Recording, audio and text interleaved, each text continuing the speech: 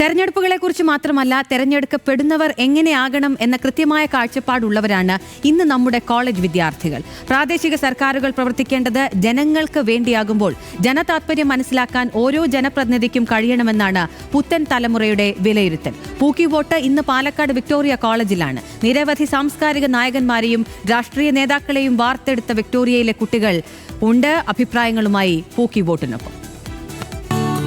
പൂക്കി vote നിങ്ങൾക്കായി അവതരിപ്പിക്കുന്നത് ഉറപ്പായ ഓഫറുകളും ഒരുപാട് സമ്മാനങ്ങളുമായി ഗ്രേറ്റ് കേരള ഫെസ്റ്റിവൽ.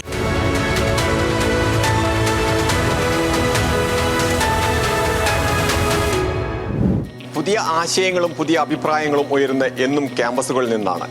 ഇന്ന് പാലക്കാട് വിക്ടോറിയ കോളേജിലാണ് പൂക്കി വോട്ടുള്ളത്. നമുക്ക് അവരോട് തന്നെ ചോദിക്കാം, അവരുടെ അഭിപ്രായങ്ങൾ തേടാം.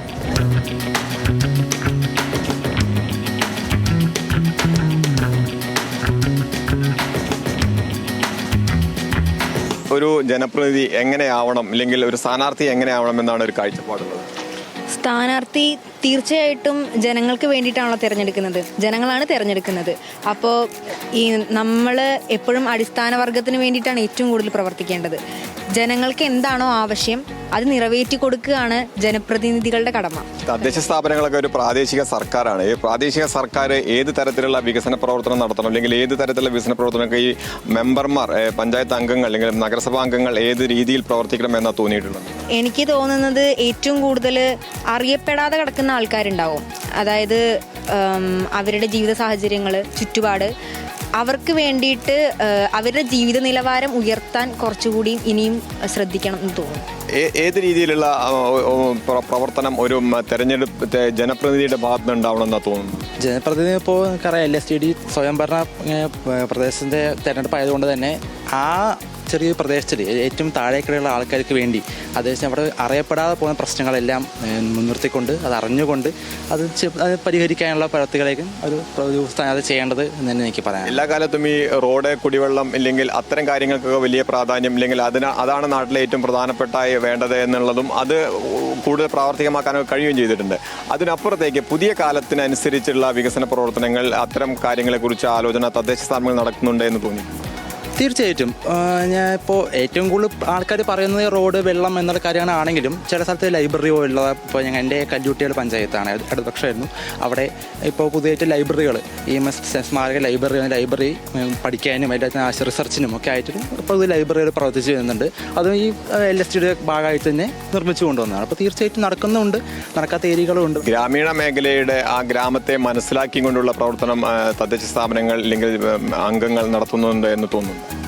തീർച്ചയായും നടത്തുന്നുണ്ട്. ഇപ്പോൾ തേഞ്ഞാറ്റി പോലുള്ള മറ്റേ നമ്മുടെ തൊഴിൽ വ്യവസായ വ്യവസ്ഥകൾക്കുമെല്ലാം നൽകിക്കൊണ്ടും അവർക്കൊരു അവസരം നൽകിക്കൊണ്ടും അവർക്ക് ഈ RG പോലുള്ള സ്ഥലങ്ങളിലേക്ക് ഓരോരോ വിൽപ്പനകൾക്ക് സ്ഥലം ഒരുക്കിക്കൊണ്ടും സ്റ്റാർട്ടപ്പുകൾ പോലെ ആ ഗ്രാമീണ പ്രദേശങ്ങളിൽ തന്നെ പുതിയ പുതിയ ഇന്റേൺഷിപ്പുകളും ഒക്കെ കൊടുത്തുകൊണ്ട് തീർച്ചയായിട്ടും പ്രവർത്തിച്ചതുമായി കണ്ടിട്ടുണ്ട് ഞാൻ തന്നെ. പുതിയ കാലത്തിനനുസരിച്ച് ഈ തദ്ദേശ സ്ഥാപനത്തിൽ തിരഞ്ഞെടുക്കുന്നവർക്ക് പ്രവർത്തിക്കാൻ കഴിയുന്നുണ്ട്, അല്ലെങ്കിൽ അത്തരം ആലോചനകൾ അവർ നടത്തുന്നുണ്ടെന്ന് തോന്നി? ഉറപ്പായും തോന്നിയിട്ടുണ്ട്. കാരണം ഇപ്പോൾ മത്സരിക്കുന്നതിന് നമുക്കറിയാം ഏറ്റവും കൂടുതൽ യുവാക്കളാണ് മത്സരിക്കുന്നത്. അതായത് ഇന്നത്തെ കാലഘട്ടത്തിൻ്റെ അനിവാര്യതയ്ക്ക് വേണ്ട പ്രവർത്തനങ്ങൾ നടത്താൻ വേണ്ടിയാണ് ഈ കാലഘട്ടങ്ങളിൽ നമ്മൾ യുവാക്കളെ ഏറ്റവും കൂടുതൽ തിരഞ്ഞെടുക്കുന്നത്. അതുകൊണ്ട് കാലഘട്ടങ്ങൾക്ക് അനിവാര്യതയുള്ള പ്രവർത്തനങ്ങൾ നടന്നു വരുന്നുണ്ട് എന്ന് തന്നെയാണ് പറയാനുള്ളത്.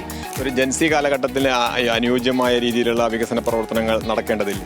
ഉറപ്പായി നടക്കേണ്ടതുണ്ട്. നമ്മൾക്ക് ജൻസി എന്ന് പറയുമ്പോൾ പുതിയ കാലഘട്ടങ്ങളിലെ കുട്ടികൾക്ക് വേണ്ട, അല്ലെങ്കിൽ പുതിയ കാലഘട്ടങ്ങളിൽ വളർന്നു വരേണ്ട പുതിയ തലമുറകൾക്ക് വേണ്ട കാര്യങ്ങൾ നടക്കേണ്ടത് തന്നെയാണ്. അതിന് നടന്നുകൊണ്ടിരിക്കുന്നുണ്ട്.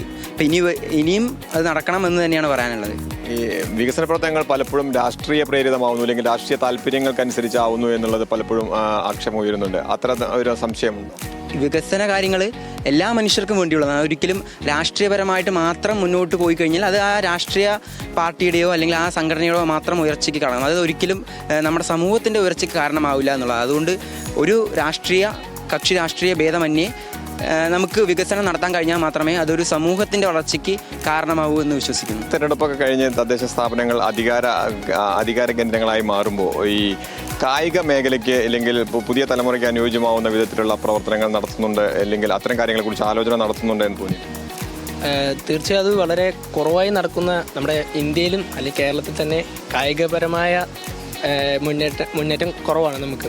മറ്റ് രാജ്യങ്ങളെ വെച്ച് നോക്കുമ്പോഴും കായികപരമായി മുന്നേറാൻ നമുക്ക് കഴിയുന്നില്ല. നമ്മുടെ പൊട്ടൻഷ്യൽ അനുസരിച്ച് നമുക്ക് മുന്നേറാൻ കഴിയുന്നില്ല.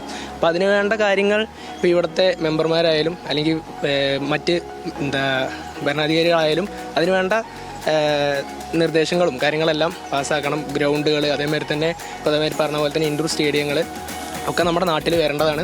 കുറേ കായിക താരങ്ങൾ ഉയർന്നു വരുന്നുണ്ട്. അവർക്ക് സപ്പോർട്ടായിട്ടുള്ള കാര്യങ്ങൾ ചെയ്തു കൊടുക്കേണ്ടത് അത്യാവശ്യമാണ്.